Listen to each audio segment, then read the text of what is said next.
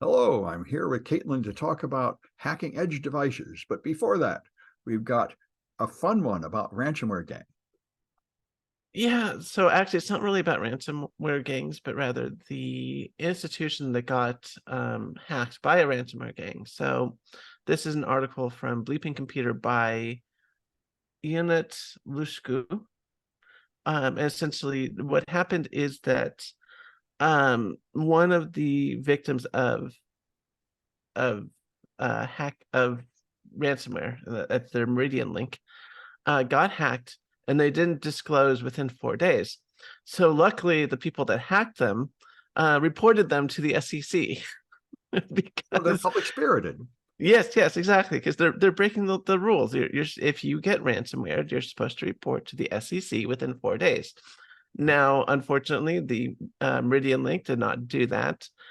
So the people that ransomwared them did. They reported them to the SEC for them. So, this is progress. Well, we were talking about it on Pulse Security podcast, and one guy said, they probably shorted the stock. So this way they get paid even if you don't pay the ransom. Exactly. And Yeah, no, and it also gives them some leverage as well in the negotiation for funds. I mean, I get why they did it, but it's very funny that the ransomware people are going to the SEC. you don't think they're altruistically trying to improve our security? Oh, something tells me that's not the case at all. Just Well, that's been the argument of the gray hat hackers all along. I'm hacking you to raise security awareness. You should say thank you. if you are not demanding anything in return, then yes, if people hack you, that's great. But the second you start demanding payment, Then people get all bent out of shape for stuff. yeah, I mean, it kind of implies an ulterior motive. Yep. Yeah, well, anyway, I think it's interesting. Yeah. All right. And I got a couple here. So Nikki Haley has come out and said we need to end anonymity on the internet, and that'll solve a host of problems, which, by the way, is exactly what Putin said about 10 years ago. And then everyone on the right and the left said, are you out of your mind? There are people who have to be anonymous, and the Federalist Papers are written anonymously. And you're so then she said, well, it's okay if Americans are anonymous, but we can't let foreigners be anonymous. And then today I heard the Pivot podcast, and Scott Galloway says, well, we just have to stop.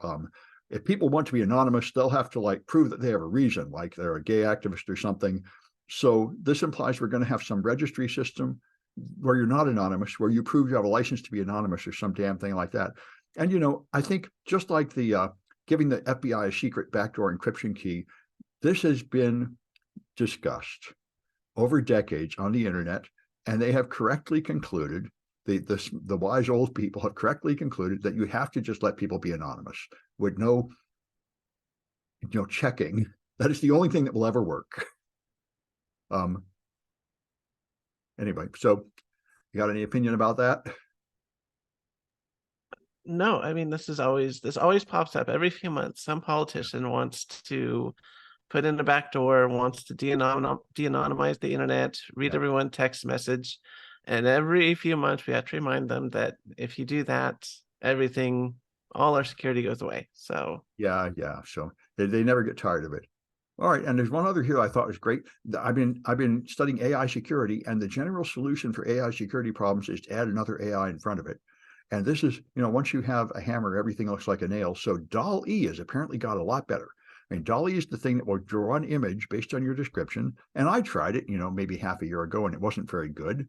And people complained it wasn't very good. So the way they've improved it is they put GPT-4 in front of it to rewrite your description into a better description, which goes into DAL-E, and they say now it actually makes good photos because it uses the other AI to better understand the instructions. So I think this is the answer. It's AIs all the way down. Anyway, so right, yeah. And the other thing too is you could use AI to sanitize the answers too. So if you have yeah, if a user asks the instructions of how to enrich uranium, yeah. otherwise, the kids are doing it. They're calling it toping, sort for isotoping, you know, trying Oh, to okay. Well, that's trying cool. to yeah, trying to do some toping. If you go on to like ChatGPT and ask it how to do some toping, using a centrifuge, a giant centrifuge, Yeah. You could have another AI look at the answer and be like, hey, this is telling people how to make enriched uranium to sell to foreign nations. And you shouldn't Uh, allow that unless you paid for the premium plan. exactly. Yeah. All right. Well, let's go back to you with how much signal costs. Yeah, this surprised me. So Signal is just a simple, almost, Yeah. it's the modern day version of IRC. And IRC, of course, was very cheap and people just ran their own servers. How expensive could it be to run Signal? Well, it turns out it's actually really expensive. Not, ridiculously, amazingly expensive, but still expensive. Much more than you're thinking. So Wired has this article by Andy Greenberg. And apparently, Signal costs $50 million a year to maintain. So this includes all the servers and everything, keeping the app up to date, doing the coding, that kind of stuff. And this seems like a lot, though I guess if you don't have like a singular network for everything and not just have something like IRC where everyone has their own servers and everything like that. Yeah, I mean you just front all the costs and you pay whatever it costs to keep it going, but it is expensive. And as far as I know, I don't know how they're gonna make any money because Signal's sort of like a community endeavor to encrypt traffic on our phones and keep people and criminals, I should also point out, anonymous and encrypted with each other. So I don't know. Well, you just have to be creative. First, you put in ads, then you put in targeted ads, then you start secretly selling the data to like malware companies. You can make Yeah, plenty of money. exactly. So I don't know where they're getting $50 million a year from, but it is quite a lot. And I imagine they might start be asking for donations or something soon because Yeah, I that would is, expect those pop-up donation pages like Wikipedia would be the yeah. logical next step. And the thing is, I mean, you could argue it's worth it. And you could also argue, I don't know, where is Signal located? Where's the It's headquarters? American. That's It's why I American. switched to it. I was using Telegram, and then I'm a military contractor, and it's a Russian product. And I said, I really can't be sending my data to Russia. That'd be like having Kaspersky antivirus. So I switched to Signal because Yeah. it's So American. yeah, so I'm thinking this might be a good socialist project to take over. Have the government come in and start just funding this because it is a useful tool for both military and civilian communication. Um, It is, yeah. yep. So hopefully they'll keep going, but it is not cheap. Yeah. All right. Well, I got a couple here. Google has embedded watermarks in their AI generated music and their AI generated pictures, and they've tried to do it very cleverly so it can survive adding noise and compressing the files and everything else. That's probably not going to be perfect. Previous tests have shown that all attempts to put watermarks in AI generated stuff can be fooled, but Google has made an attempt to do a good job of it, and certainly it'll probably help. Um, and that's part of what they agreed with that AI summit with Biden a few months ago. They're going to try and put watermarks in all the AI generated content. So hopefully we can identify it. And Elon Musk is yet again made a huge storm by promoting something anti-Semitic on X. And a media watchdog site, Media Matters, went and found all these major companies and has screenshots of their stuff right next to Nazi propaganda. Because the first thing Elon Musk did when he get back in is let the Nazis flood the platform. So, and IBM, in fact, did pull their advertising for the next 90 days from the site because of this, and the other companies may too. And this is exactly what everybody saw coming. And Elon Musk keeps pretending it's not that there's Nazis, it's that the ADL is mean to me for no apparent reason. But anyway, Yeah, I mean, this is such a problem, especially with what's going on in Israel right now. yeah, That you have the Nazis wanting to tear down Israel, and just because they're Jewish, and then you have the non anti-Semites, but a lot of them are Islamophobic, so they'll go after Hamas and the Palestinians for no goddamn reason other than they don't like Islam. I mean, and it's like it's such a big problem right now. It's just amplifying hate, and it is there's real issues that need to be resolved right now in Israel and Palestine. But we really can't have a discussion because yeah. Nazis and Islamophobes are ruining the platform. We can't have any criticism either way without emboldening a side that is terrible. Yeah, I've heard. I know they shut down the Bay Bridge or yesterday, people would park their cars on the bridge as part of a protest about that war and then abandon their cars so they have to be towed. So they backed up all kinds of traffic, and a bunch of medical, like important medical transports didn't get through because the traffic was so backed up. So it really, and I've heard of people getting, I think, killed or assaulted on both sides in protests.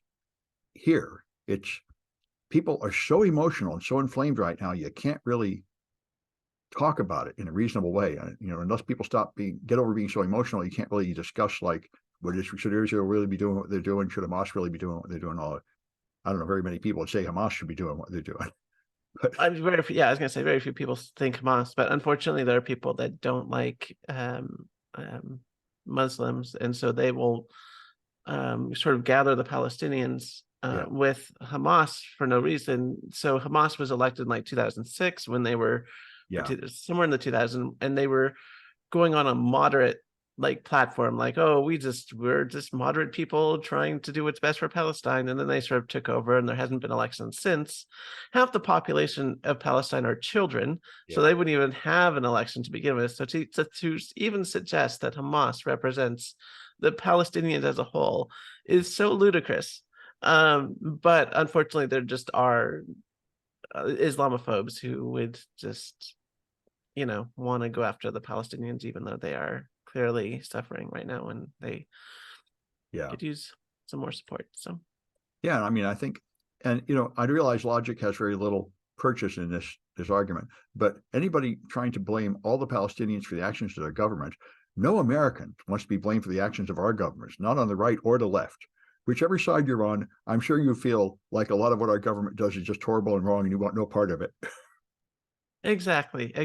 I mean, and yeah, I mean, like I said, a lot of this is based on Islamophobia, Yeah, and of course, a lot of the criticisms of Israel is based on Nazi bullshit. So, yeah, yep, yep. but Anyway, there's a very detailed, fun article from Sentinel One going into detail about the most famous Indian hack for hire group that's been running for decades, hacking people for money, developing malware for money, and so you can get a glimpse into that interesting world there.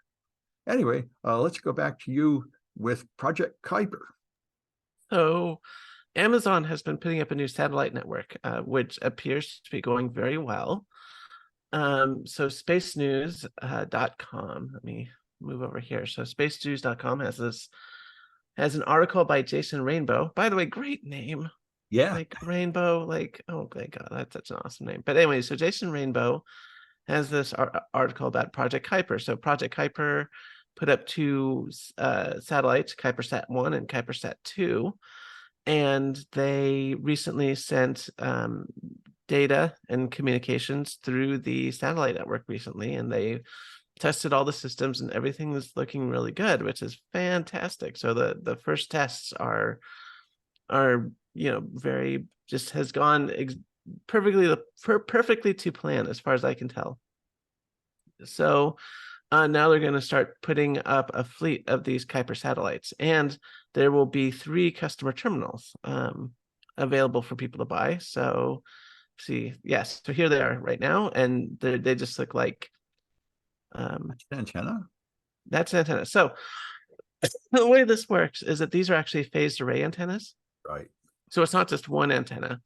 They are like dozens and dozens of smaller antennas that have their phases aligned. So it can create beams directly um, towards the satellite that they're targeting, as well as receive beams, from the satellite they're targeting. So it works both ways. Yeah. Can it reorient the beam with software, like to Yes, exactly. follow the satellite? Oh, that's Exactly. awesome. Yeah, no, phased antenna arrays are super awesome. They've been around for a while, but they've Yeah.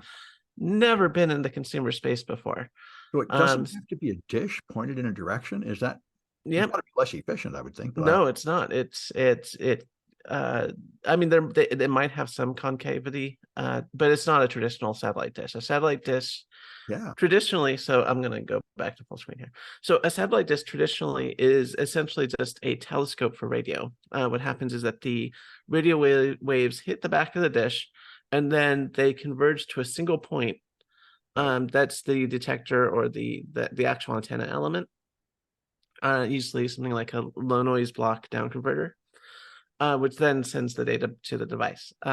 This is completely different. This is so a traditional dish has one receiving element. This has many receiving elements, and depending on the phase that's going in, they can constructively or deconstructively interfere with the other antennas to create signals going out in a single direction, but also change that direction very quickly in software. And this is used historically in like radar, military radar, stuff like that, where they really need to move around the pointy radio signal as much as they can really quickly. But yeah, we're seeing this in consumer hardware now, which is really cool. So how many satellites does Kuiper have up so far? 2. Oh, The now they prototype, need like thousands, right, to have real service. yeah, they're going to be putting up a lot more. They're low Earth orbit satellites, so they'll have to put up a lot more satellites for it to create the constellation. I think SpaceX has 5 or 10,000 up there, right?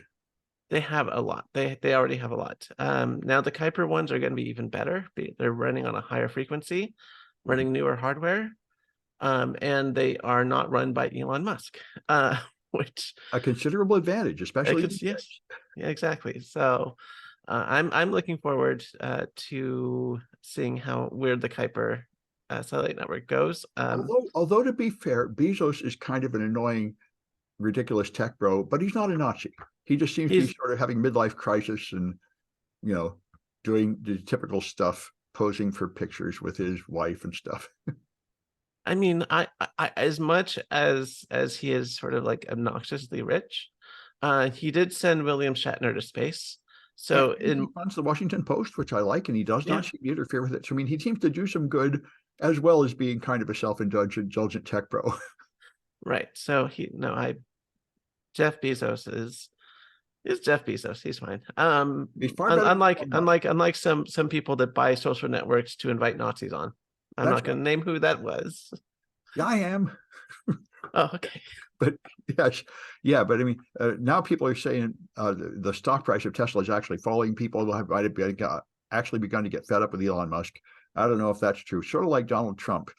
He seems like the monster in the horror movie where no matter how many times you give him a killing blow, he just comes back anyway.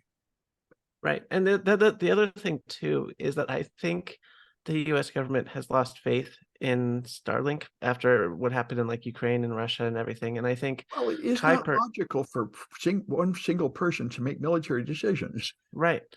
Right. And I think that the Kuiper mission, I think, will have better integration with the US government, which means that there will probably be another source of income, even if it doesn't have a huge customer base on the ground, because really the only people that really need this sort of satellite internet are people in remote locations, which is a small subset of people. You're better off if you get fiber optic in your neighborhood to go with that rather than through a like satellite network. But if you're in the middle of nowhere, rural, I don't know, Vancouver, I don't know, outskirts of Vancouver somewhere, you can, I mean, sometimes your only option is like, dial up or this or something like Starlink or Kuiper. And I think between Kuiper and Starlink, I think Kuiper is the better choice. Yeah, well, now that you mention it, I mean, the logic, until your military can have their own satellite fleet up there, which I think they can't do anytime soon, they need to lease a private one, and they need to work with somebody who can have like a military grade contract where you promise like not to turn it off and things like that. And I think Amazon has a good reputation there because they do have like military compliance grade servers for on the Amazon cloud, so they know how to work with the government and provide the levels of service that are required. So I would probably trust Amazon to lease hundreds or thousands of satellites to the military and absolutely not mess with them. Exactly. So a lot of people might not know this, of course, because Amazon has so many business tendrils all over the place.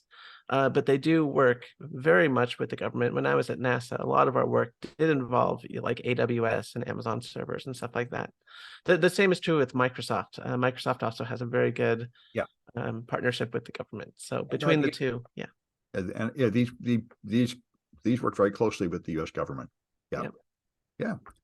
All right, I got a few other articles I had more than usual today, but I thought this is interesting. FTC took action against a global company called Starlink because they promised to have high security. Then they didn't have any security at all, no firewall and nothing, no encryption, no anything. So then they got hacked, and then they just didn't tell anybody for 9 months. And then they only told like a small percentage of the people whose data was exposed. And so the FTC took action, but it doesn't seem to include a fine. They just got ordered to knock it off. Promised to improve their security practices and notify people of breaches. So that's something, I guess. And Google has the new Titan security keys. I haven't tried these. I don't know if you have these USB two-factor keys. It seems to me like if you have your phone, why would you need it? But people say the key is more secure. Supposedly, yes. Yeah. Anyway, they say the key is the most convenient two-factor solution. It can remember up to 240 certificates. It's not just a 5-digit number you type in. It's a real digital certificate, like an SSH certificate on there. So it basically cannot be counterfeited. And this thing can plug into USB, and it can also connect by NFC to your phone and everything. So you can use it as two-factor for everywhere. And I remember like 5 years ago, Google announced that they went to 100% use of these things. And after that, they had zero phishing success. So that sounds pretty awesome. Yeah, I mean, really what we should be doing is the next step after Real ID Mm-hmm. is sort of PIV ID, where the federal government would be issuing standard like encryption cards signed by like the federal government using, you know, high military encryption standards. Everybody or just the government workers? Everyone should have Well, this. this is what Obama wanted to do, was the government Yeah. ID. Everyone rebelled. I would rebel. I would not trust the government as my repository of trust. I'd rather trust a private company, I think. Well, or we could do it with a private company. That's fine. Yeah. Of course, you just run into the same problem as who do you trust? Do you trust a private company with, The you private know, company just wants my money. I'm very concerned that the government could turn against me as they become fascist or something. We're on the edge of that.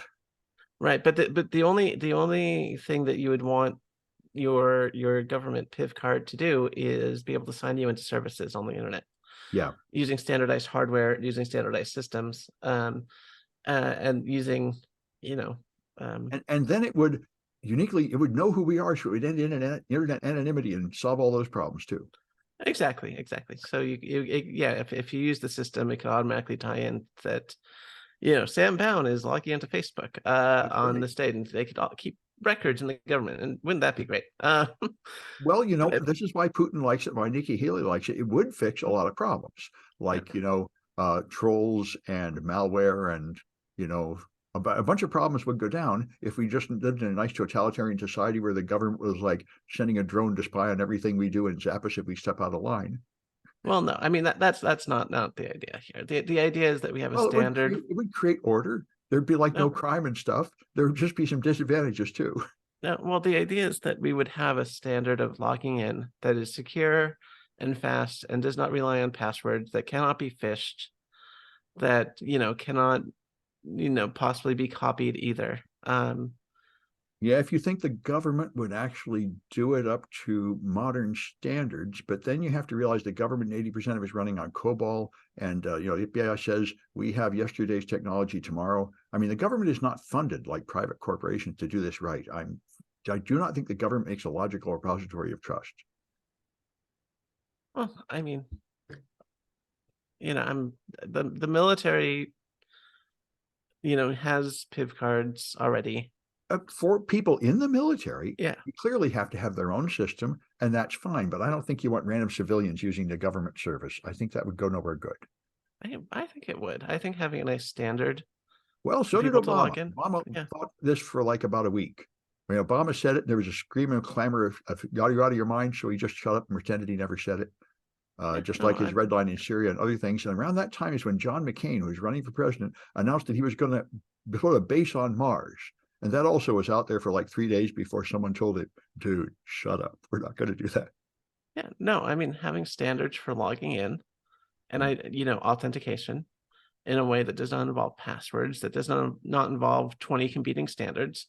The only way to do that is to create a single standard using the federal government. I was with you until you had the government in there. Anyway, then the last one I want to mention is a bit of geopolitics. There is an article let me bring it up here. On dark reading, talking that said something really surprised me. They say that China now 85% of their 0 days that China finds are for edge devices. And I was surprised at first, and then I remembered the shadow brokers leak from a few years ago, which pretty much revealed that the NSA has been doing the same thing. I was surprised when they dumped a lot of exploits, and most of them were for like routers and firewalls and stuff. This is the new hotness. You don't hack the computers, you hack the edge devices. And the problem is there's usually no security there. In fact, how could there be? I was just arguing with this on Paul's Security Weekly. They say, well, you can monitor the network. I say, no, you can't. All that monitoring comes after your router. If they hacked your router, how are you going to know? If they hacked your firewall, how are you going to know? Right. I this would be a good plug for OpenSense firewalls if you're not already using that. Why is it unhackable? It's open source. That doesn't make it unhackable at all. Right, but it's just a standard BSD distribution like pfSense, but open source. You run it on your own hardware. It's not a closed source thing, and I don't. it's any computer is hackable, but you can run ClamAV on it if you need to. You can, it gets updated constantly. It never goes out of date like a standard, endpoint router. I mean, it's just like running BSD. Well, this is my question. Is there any antivirus or something you can put that would actually protect your edge devices? And apparently, I think it's Ubiquiti is trying to develop this, some kind of like tripwire for your router or something. Yeah. But now, the things you buy have no defense at all. This seems like a really big problem. OpenSense does. I'm telling you, Well, you think ClamAV even has any signatures for router malware? Sorry. I don't know if ClamAV does, but I think ClamAV's only purpose is to grab files that are headed for your computers to infect them, not to protect the router itself. Yeah. Well, regardless, I mean, it's basically just a FreeBSD server, so it's and so you have a Bastion server of some kind on the edge, but how do you protect your Bastion server? Same way you would do any other server. I mean, you could technically run something like Falcon on it or something, CrowdStrike. Well, I mean, it's I guess, but it's but it's certainly much safer than going onto Amazon, buying the $100 little router, running God knows what, using standardized hardware that you see, oh, this is a W6 TW TP-Link router. Oh, we can just look it up here. But no, if you run OpenSense, you're going to be in a much better position. I'm not claiming it's unhackable, but it's less hackable than those cheap little devices you get off Amazon. Well, you make a good point, and maybe the entry point of the internet into your home or small business should not be a router, but it should be a Bastion server running a real operating system so you can run real defenses. That's the way it was done long ago, and maybe we should just go back to that. Yeah, in fact, I will show people what I use because it is absolutely amazing, and I highly recommend it. Let me go over here to the browser. So I'm on Amazon. So I use these servers from Protectly, which this one's running like i7. It's a little expensive, but it runs i7. You can put, see, I purchased this before. It runs i7 and has, 32 gigabytes of RAM, about 480 gigabytes of hard drive space, and you just put whatever the hell you want on it. What? But you don't need all that for a Bastion server. It could you don't. It could be. But the reason I needed something like this is because for whatever reason, some companies thought I was hacking them, and I had to move all my traffic to a new VPN. So I had to upgrade to this high-end firewall that would send all my traffic to another endpoint so I could use the internet again. Wow. Okay, well, that's cool. Yeah, but anyways, you just throw whatever you want, pfSense, OpenSense. It's just a regular server, and it's small, and it doesn't even have a fan. It's just self-cooled. It's pretty neat. Yeah. Yeah, and they have cheaper ones too. So they have this one. Here's one for $260 that is running probably like a Celeron or something. Yeah. Intel dual cores, whatever. It's a Celeron. Who knows? But anyway, it's 200. But you don't need that much power if all you're doing is routing traffic. So yeah, but Yeah, that's good. I met a man a few years ago that had bought a $200 home gateway just for his IoT devices in the house. In a similar Yeah. vein of security, it's not a bad idea, I suppose. Yeah, I mean, and you get one of these devices and you can set it up however you want. So for example, like I have, you can easily set it up so you have multiple networks. And in fact, you can nest these together. So my old firewall now goes to my hacking lab where I invite students in. That hacking lab does not have access to my home network, but my home network has access to the hacking lab. Good. And so, you can really drill down your network to, however you feel comfortable. I don't mind having my IoT devices on my home network. They don't have to be in a separate network. I don't care about that as much. But when I invite students in, I definitely want them stuck in my hacking lab. Yeah, yeah. No, I think this is a very good idea as our homes become smart and therefore they're more like small businesses with all these devices, and we really need like segregation and traffic monitoring, all that stuff. Hmm. Yeah, and yeah, when you get these really nice routers and firewalls, you can go on there and see, exactly who's been attacking you. And like I said, just set it up exactly how it needs to be. So I have a custom DNS server that blocks ads and tracking, and I have I have such a fast internet connection that I actually have link aggregation to the router, which Link is aggregation? What's that? yes. So the idea is that instead of having one Ethernet going from the LAN, Oh, okay, that kind of link, physical link yeah, aggregation. yeah, physical link aggregation. Yes, so it's So multipath TCP. I remember exactly. I remember seeing a talk about this at the Wall of Sheep, pointing out, of course, multipath TCP completely trashes your ability to monitor the network. It does not actually. The way it actually works is that any one TCP connection goes only through one wire, is how I set it Oh, up. But oh, if you have multiple, yeah, but that's if you not have how they would. multiple, yeah, Yeah, if you have multiple TCP connections, so if I have two computers, yeah, they can sort of go simultaneously. yeah. Just because I have a 1 gig connection to the internet, but the ports on my firewall are also 1 gig. So Mm, it would actually just slow things down to have everything go through a single port. But yeah. Well, that's good. I thought multipath TCP meant that a single connection went through both paths, and therefore your right, sniffer will only get half of it. right. So I can sniff directly on the router, so I Right. can. After It it doesn't. combines Yeah, back together. Yeah, that's the thing. We yeah, have yeah. to find a place where it's no longer multipath to do monitoring. Exactly. Yeah. But the link aggregation I am doing, it does sort of like a round robin thing where it just says, okay, you're in link 1, you're in link 2, and it just stays in those things. Okay. Well, that makes more sense. Yep. All right. Well, I think that's it for this one. We'll have another one of these on Tuesday.